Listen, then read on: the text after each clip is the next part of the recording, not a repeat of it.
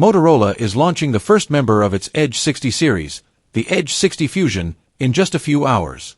While this is the first Edge 60 device we're getting, it's far from the last, as the Edge 60 and Edge 60 Pro are also expected to arrive later this year. Today the Edge 60 Pro has been spotted in a couple of live images that look like they were captured during a certification process of some sort, possibly at the FCC.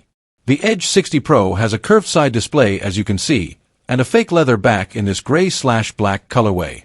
The Pro will also be offered in purple, blue, and green, according to a previous leak which also told us its pricing in the EU with 8 GB of RAM and 256 GB of storage, €600.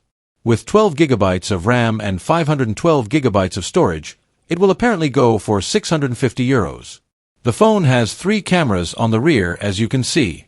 A Geekbench AI run revealed the fact that it will also have a version with 12 GB of RAM, and will run Android 15 from day one. The Edge 60 Pro will be powered by MediaTek's Dimensity 8350 SoC. According to TÜV and DEKRA certifications, it has a 5,100 mAh battery with support for 68W fast wired charging.